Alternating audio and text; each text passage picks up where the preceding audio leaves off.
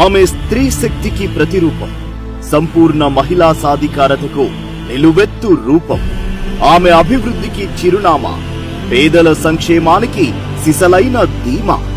గత 2 దశాబ్దాలుగా పాణ్యం నందికొట్కూరు ప్రజల సేవకు తన జీవితాన్ని అంకితం చేసిన ప్రజా నాయకురాలు. ముఖ్యంగా రాయలసీమలో అత్యంత కరువు ప్రాంతమైన పాణ్యం నియోజకవర్గాన్ని రాష్ట్రంలోనే అతిపెద్ద పారిశ్రామిక నియోజకవర్గంగా తీర్చిదిద్దుతున్న ప్రగతి సాధకురాలు.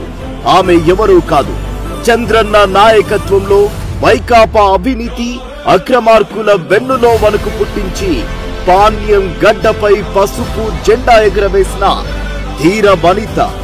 పాణ్యం నియోజకవర్గ అభివృద్ధి కోసం అహర్నిశలు శ్రమిస్తున్న ప్రగతి రథసారథి శ్రీమతి గౌరు చరితారెడ్డి గారు. మా ఇంటి ఆడబిడ్డము నీవే అమ్మా చరితమ్మో, మా కంటి పాపమై కాచే వెన్నెల వేకువ నీవమ్మో, తిరుగబడ్డ పసుపు జెండ గుండె చరితమ్మో, అమ్మ తెలుగునాడు దండే కట్టిన సైన్యం నీవమ్మో.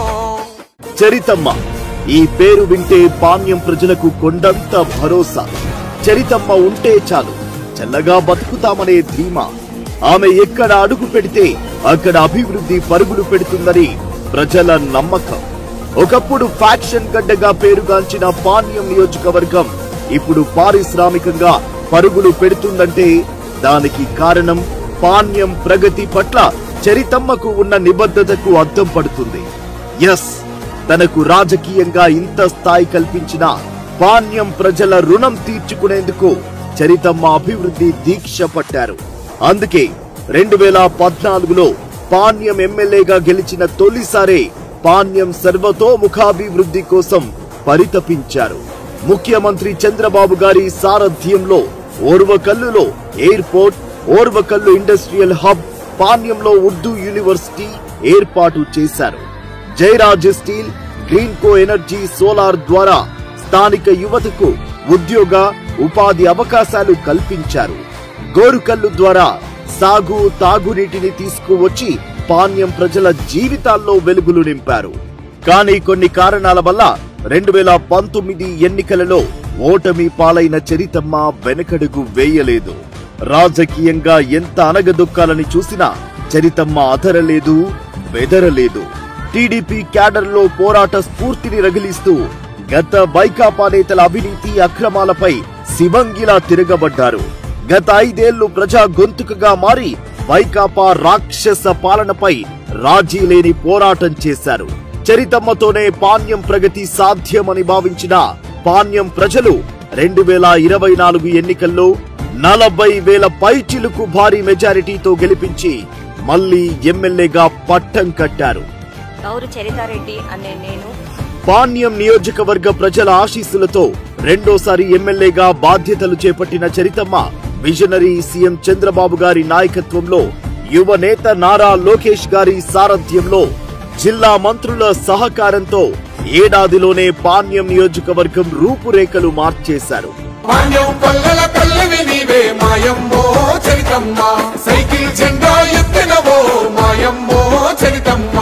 ఓవైపు కూటమి ప్రభుత్వం అందిస్తున్న సంక్షేమ ఫలాలను క్షేత్ర స్థాయిలో ప్రజలకు అందిస్తూనే నియోజకవర్గాన్ని అభివృద్ధిని పరుగులు పెట్టిస్తున్నారు.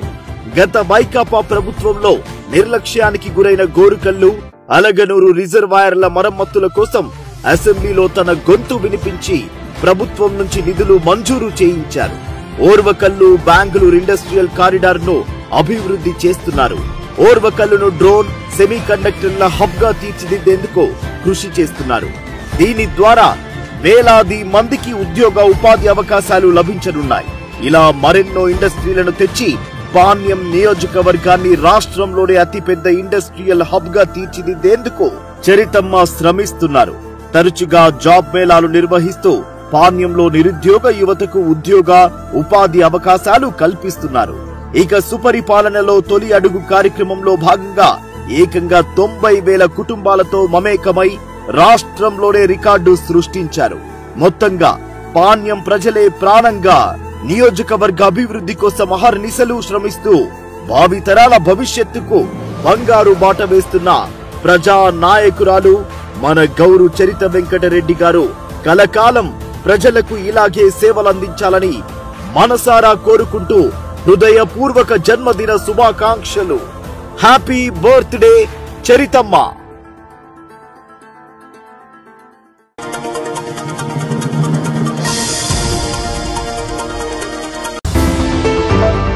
ఎవరైతే ఉన్నారో సిబ్బంది దొరకరు వాళ్ళు రైతులకు. అది కాకుండా కొత్తగా ఫామ్ అయినటువంటి ఈ కమిటీ ఏదైతే వేసుకున్నారో ఆ కమిటీ వాళ్ళు రెస్పాన్స్ అసలు లేనే లేదు. వీళ్ళు రైతుల తర్వాత కొంతమంది వెళ్ళారు,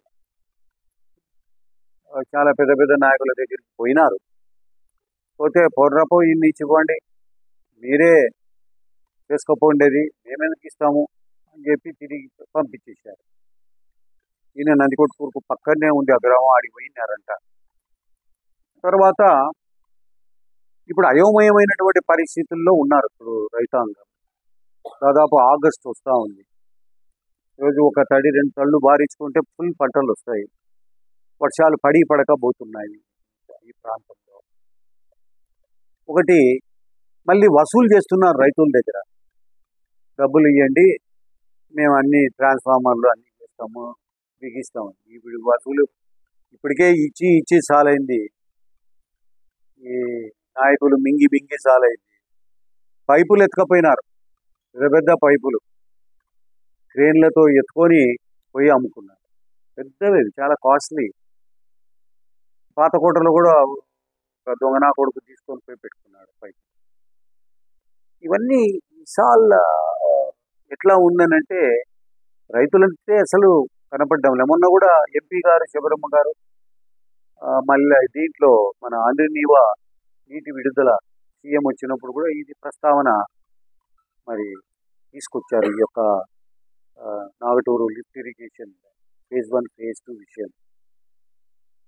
ఈరోజు ఏం జరుగుతూ ఉందనంటే ఇష్టారాజ్యంగా రైతులను సంప్రదించకుండా, రైతులతో మాట్లాడకుండా, మెజార్టీ ఒపీనియన్ తీసుకోకుండా కమిటీలు ఫామ్ చేసుకోవడం, ఆ కమిటీలు మింగడం. ఇది ఎందుకు కమిటీ ఉందంటే మింగనీకనే అనే స్థాయిలో ఈరోజు ఉంది. చాలా దారుణమైనటువంటి పరిస్థితులు ఉన్నాయి. మరి ఒకటే అడుగుతున్నారు మన వాళ్ళు కూడాను, అయ్యా పటేల్ విగ్రహం కాడికి వచ్చి మాకు తాళం చేతులు ఇవ్వండి, మేము చేసుకుంటాము, ఏదో మొబిలైజ్ చేసుకొని ఫండ్స్ ఎందుకు చంపుతారు మీరు మీ దగ్గర పెట్టుకొని? మీతోని కాదు. సీజన్ అయిపోయినాక నువ్వు ఏదో చేస్తే మళ్ళీ దొంగలు పడతారు. మళ్ళీ వాళ్ళే దొరలు, వాళ్ళే దొంగలు, వాళ్ళే. ఏం చేయాలి? దొర దొంగ 2 double roles, dual roles play చేస్తున్నారు. ఎత్తుకొని పోయినారు. ఏదన్నా ప్రభుత్వం సీరియస్గా యాక్షన్ తీసుకోవాల్సినటువంటి అవసరం ఉంది. దీని మీద చాలా సీరియస్ యాక్షన్ తీసుకోవాలి. ఇప్పుడు మన వీళ్ళు భూషిరెడ్డి గారు, సత్యం రెడ్డి వీళ్ళు కూడాను కొంత విషయాలు చెప్తారు. నేను ఇది వీళ్ళు మాట్లాడినాక ఇంకొక సబ్జెక్ట్ తీసుకుంటాను నేను.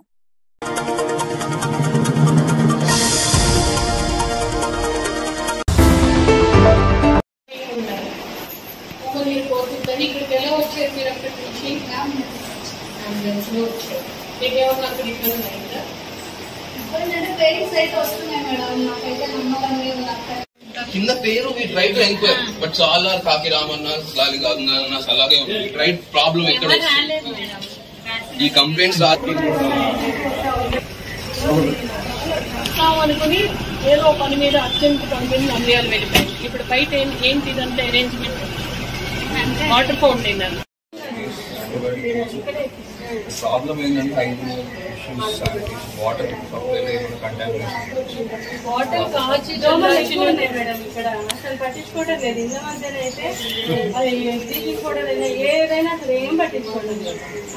చెప్పాలంటే జగన్ ప్రభుత్వం ఉన్నప్పుడు బాగా వచ్చి వేసేవాళ్ళు. ఇప్పుడైతే చెప్పినా సచివాలయం వెళ్ళి చెప్పినా ఏడానికి అసలు చాలా ఇబ్బంది ఉంది. ఫస్ట్ ప్రాబ్లం మీ వ్యక్తిగత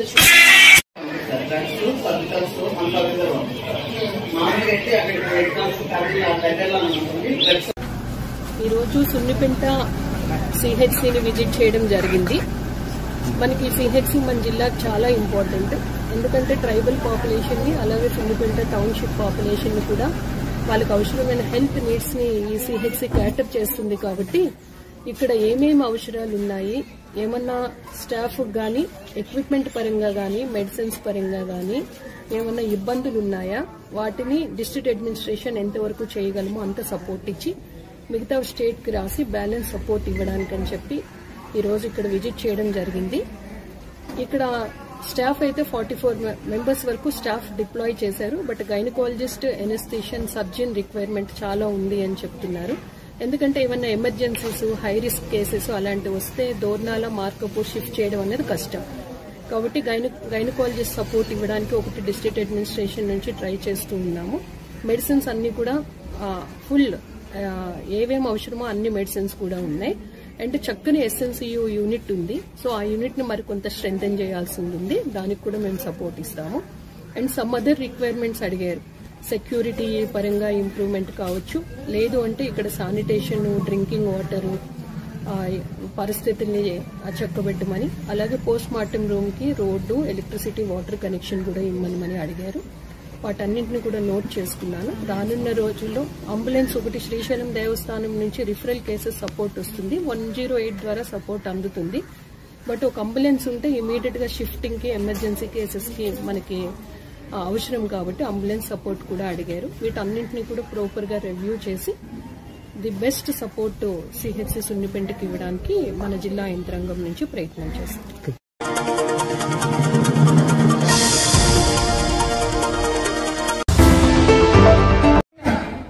ఎక్కడెక్కడి నుంచి వచ్చిన తెలుగుదేశం పార్టీ నాయకులందరూ కూడా, నాకు సొంత కుటుంబ సభ్యులందరూ కూడా ఈ రోజు మీరు దగ్గర మీరు అందరినీ తీసుకొచ్చినందుకు తెలుగుదేశం పార్టీ నాయకులందరూ కూడా నేను మనస్ఫూర్తిగా నేను ధన్యవాదాలు తెలియజేసుకుంటూ, మీరు మా కుటుంబానికి, మాకు, ఈ వర్గానికి ఆడబిడ్డ కోసం చేసే మీ త్యాగము, మీ కష్టము ఎల్లప్పటికీ నేను గుర్తు పెట్టుకోవడమే కాకుండా దానికి తగ్గట్టుగా కూడా మనం అందరం బాగుపడాలా, ప్రజలందరూ బాగుపడేటట్టుగా మనం కార్యక్రమాలు చేస్తామని చెప్పి నా మీద నమ్మకం మీరు ఉండి ఇంకా పెట్టుకోండి. వచ్చే రోజుల్లో మంచి రోజులు చూస్తామని చెప్పి కూడా సందర్భంగా తెలియజేసుకుంటూ, ఎక్కువ ఆలస్యం చేయకుండా, చాలా మంది ఇప్పటికే షుగర్ పేషెంట్లు ఉండింటారు, ఆకలితో ఉండింటారు కాబట్టి ఎక్కువ సమయం లేకుండా తొందరగా ముగిస్తాను.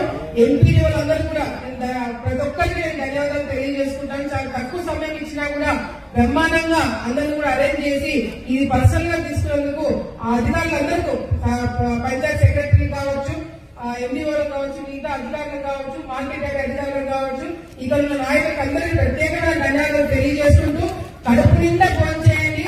మనస్ఫూర్తిగా మమ్మల్ని అందరినీ కూడా ఆశీర్వదించి మీ పెన్షన్ మీరు తీసుకొని జాగ్రత్తగా ఇంటికి వెళ్ళాలని చెప్పి సందర్భంగా మీ అందరికీ తెలియజేసుకుంటూ సెలవుకుంటున్నాను. అనుకోవచ్చు, ఒకవేళ నేను రాకపోతే నాకు పెన్షన్ రాదేమో, నేను ఇక్కడికి వచ్చి ఈ మీటింగ్ కి రాకపోతే నాకు పెన్షన్ ఇవ్వడం అనుకోవచ్చు కదా. కానీ ఏమి లేదమ్మా, వచ్చిన వాళ్ళకి తరపున భోజనం పెట్టాలని అనుకున్నాను. దాని తరపుననే నేను ఈ రోజు భోజనం పెడుతున్నాను. ఈ రోజు నుంచి ఎన్ని ఇబ్బందులు, ఎన్నిసార్లు తిరిగితే వాళ్ళకి పెన్షన్ వస్తుంది. ఊరికే అట్లా పెన్షన్ ఇవ్వడం కాకుండా అందరినీ కూడా కూర్చోబెట్టి, ఆ తల్లులందరినీ కూడా కూర్చోబెట్టి మనస్ఫూర్తిగా వాళ్ళందరి ఆశీర్వాదం తీసుకొని తరపున వాళ్ళకి భోజనం పెట్టి పెన్షన్ ఇస్తే వాళ్ళ ఆశీర్వాదాలు మనకి ఎప్పటికీ ఉంటాయని చెప్పి నా తండ్రి గతంలో చెప్పడం జరిగింది.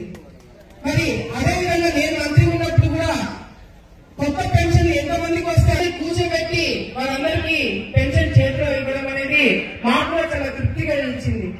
మళ్ళీ ఇప్పుడు మన అధికారంలోకి వచ్చినాము, మళ్ళీ కొత్త పెన్షన్లు వచ్చినాయి. మళ్ళీ ఆ కార్యక్రమం మళ్ళీ మొదలు పెడితే బాగుంటుందని చెప్పి ఈ రోజు మీ అందరినీ కూడా ఇక్కడికి నేను పిలుచుకొచ్చి భోజనం పెట్టే కార్యక్రమం పెట్టడం జరుగుతుంది. నాకు తెలుసు మీరందరూ కూడా ఎన్నో సంవత్సరాల నుంచి, ఎప్పటి నుంచో చాలా మంది భర్త చనిపోయిన వాళ్ళు మాకు పెన్షన్ వస్తుందో రాదో ఎన్నో ఇబ్బందులు పడి ఆఫీసుల చుట్టూ తిరిగి, నాయకుల చుట్టూ తిరిగి ఎన్నో ఇబ్బందులు పడి ఉంటారు. అవన్నీ కూడా మేము మర్చిపోలేదని తెలియజేయడానికే మీ అందరినీ కూడా ఈ విధంగా ఇక్కడికి రమ్మని చెప్పడం జరిగింది. సో మీరు, మన ప్రభుత్వం వచ్చింది, మంచి పనులు చేసే ప్రభుత్వం వచ్చింది, మీ అందరి సమస్యలను తీర్చే ప్రభుత్వం వచ్చింది. అధికారులు కూడా గతంలో ఏమైంది, టైంకి జీతాలు లేకపోవడం వల్ల కూడా వాళ్ళు కూడా పనిచేయాలా వద్దా అనే పరిస్థితిలో ఉండినారు. కానీ ఇప్పుడు పెన్షన్ 1వ తారీఖు అంటే 1వ తారీఖు పెన్షన్ పంచుతున్నారు. అది కూడా గతంలో 3000 పెన్షన్లు ఇవ్వడానికి కానీ చంద్రబాబు నాయుడు గారు మాకు గుర్తుందా, గతంలో 200 పెన్షన్ ఉండేది. 200 పెన్షన్ నుంచి 2000 రూపాయలకి పెన్షన్ పెంచింది చంద్రబాబు నాయుడు గారు. ఆ 2000 3000 చేస్తారన్నాడు జగన్మోహన్ రెడ్డి, అది కూడా చేయలేకపోయినాడు. ఒక 1000 రూపాయలు పెంచడానికి 5 సంవత్సరాలు తీసుకున్నాడు జగన్మోహన్ రెడ్డి. కానీ చంద్రబాబు నాయుడు గారు వచ్చిన తర్వాత ఒకేసారి పెన్షన్ పెంచి టైంకి పంచడము, అందరి తరపు నుంచి కూడా ప్రజలందరూ కూడా శభాష్ అనిపించుకునేలాగా ఈరోజు మా ప్రభుత్వం పనిచేస్తుంది. ఇక్కడ ఆలగడ్డలో మీ అందరూ కూడా శోభమ్మ అంటే బాగా పరిచయం, మీ ఇంట్లో వ్యక్తిగా మీరు భావిస్తారు. మరి మా అమ్మ పేరు మీద పెట్టిన ట్రస్ట్ తరపు నుంచి కొన్ని కార్యక్రమాలు ఎప్పుడు కూడా మనం చేస్తూ ఉంటాం. దాంట్లో భాగంగానే ఈ రోజు ఇంతమంది తల్లులకి, నా తల్లికి నేను కడుపు నిండా భోజనం పెట్టే అవకాశం నాకు లేకపోయినా ఇంతమంది తల్లికి భోజనం పెట్టే అవకాశం నాకు ఇచ్చినందుకు మనస్ఫూర్తిగా నేను ధన్యవాదాలు తెలియజేస్తున్నాను. మీరు ఆవులకుంటే ఇంకా బాగా వచ్చారు.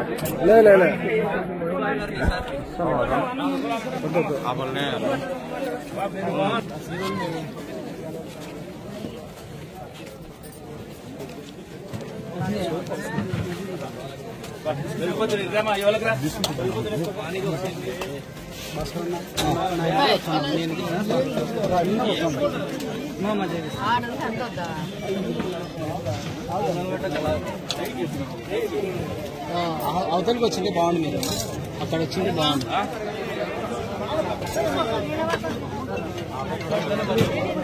ఎవరు లేదులే.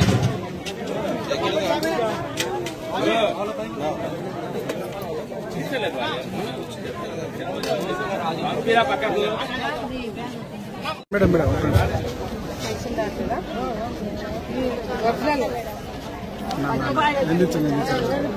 తర్వాత వస్తాయి నీ కాగితాలు అడిగినావా?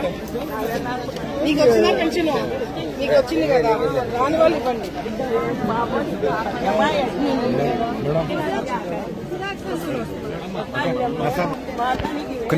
నేను చేపిస్తాను సరేనా?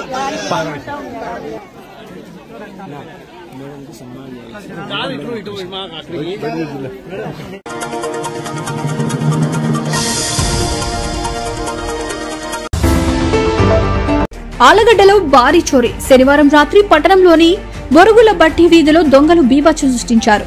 బండల వ్యాపారి సంజీవరాయుడు ఇంటి తాళాలు పగలగొట్టి 4.50 లక్షల నగదు, 4 తులాల బంగారం దోచుకున్నారు. బాధితుడి ఫిర్యాదు మేరకు ఆలగడ్డ సీఐ యుగేందర్ గారు, ఎస్ఐ జయప్ప గారు కేసు నమోదు చేసి దర్యాప్తు చేపట్టారు. కూతురు పెళ్లి కోసం దాచుకున్న డబ్బు దొంగలు దోచుకోవడంతో బాధితుడు తీవ్ర ఆవేదన వ్యక్తం చేస్తున్నాడు. మేము నిన్న రాత్రి 7:30కు చర్చికి వెళ్ళాము. వెళ్ళిన తర్వాత మేము పోయి చూసి వాళ్ళు కనిపెట్టుకొని ఉన్నారు. మేము అట్లా పోయి చూసి ఎంటమంది వచ్చి వాకిలి పగలింగారు. వాకిలి పగలింగి లోగో బీరువా గురించి పగలింగారు. 4 లక్షల డబ్బులు తీసుకున్నారు. 4 తులాల బంగారం ఉండేది. అది తీసుకొని మళ్ళా లోగో బీరువా చూశారు. దాంట్లో ఏం లేవుతో బట్టలు ఉన్నాయి. దాని ఏం టచ్ చేయలేదు. పోత మళ్ళీ ఇక్కడ నూనె కొబ్బరి నూనె నుంచి పోసిపోయినారు. మేము పిల్ల పెళ్లి కోసమని ఇక పెట్టుకున్నాము. అందులోనే ఇది జరిగింది. మాకు న్యాయం చేయాలి. నేను బండల వ్యాపారం చేసి కష్టపడి సంపాదించుకునే డబ్బులు అవి. బండ్ల వాళ్ళు వ్యాపారం చేసుకుంటూ కష్టపడి సంపాదించుకునే డబ్బులు అవి పిల్ల పాపకు పెళ్లి చేయాలని పెట్టుకున్నాము. ఎవరైనా వచ్చినారా పోలీసు వాళ్ళ అధికారులు? సిఎస్ఐ వచ్చినారు. ఎప్పుడు వచ్చారు? నిన్న నైట్ మేము చూసి పోయినాక చెప్పినాం 10కి 10:10:30 అయింది. చూసిపోయారు సిఎస్ఆర్ ఎస్ఎస్ఆర్ వచ్చి మాకు న్యాయం చేయాలి. సిఎస్ఆర్ ఎస్ఎస్ఆర్ మా డబ్బులు మాకు రాబట్టి ఇచ్చేసారు. మాకంతే నేను అడిగినాను. మాకు రాబట్టి ఇప్పించేందుకు సాయం చేయండి. మాకు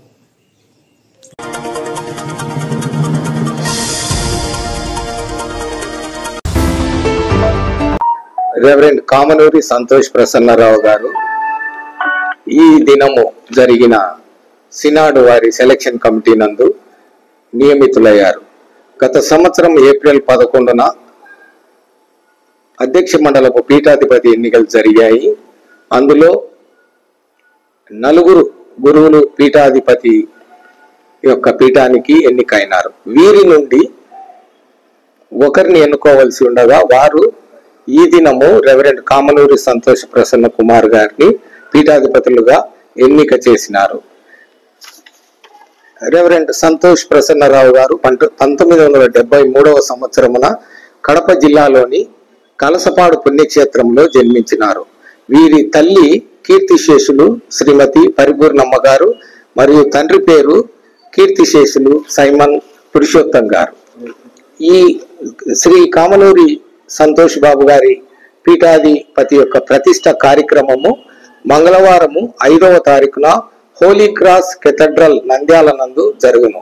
అనంతరము బిషప్గా డయాసిస్ ఆఫీస్ నందు బాధ్యతలు స్వీకరించెదరు.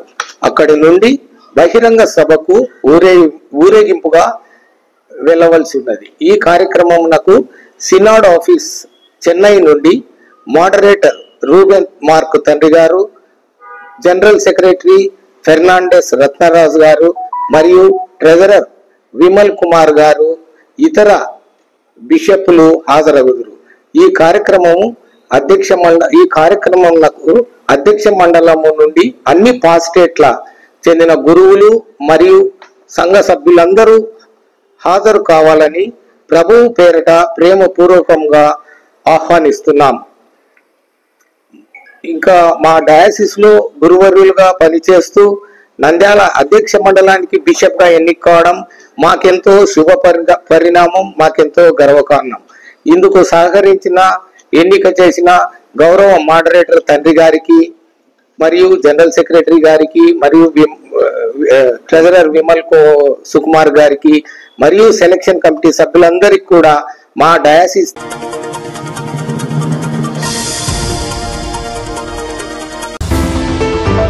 ఆంధ్ర చెస్ అసోసియేషన్ ఆధ్వర్యంలో ఆగస్టు 8, 9 తేదీల్లో కర్నూలు నగరంలో జరగబోయే రాష్ట్ర స్థాయి పోటీలలో పాల్గొనే నంద్యాల జిల్లా చెస్ జట్ల ఎంపిక పోటీల్ని ఈ నెల 5వ తేదీ మంగళవారం రామకృష్ణ డిగ్రీ కళాశాల వివేకానంద ఆడిటోరియంలో నిర్వహించడం జరుగుతుంది.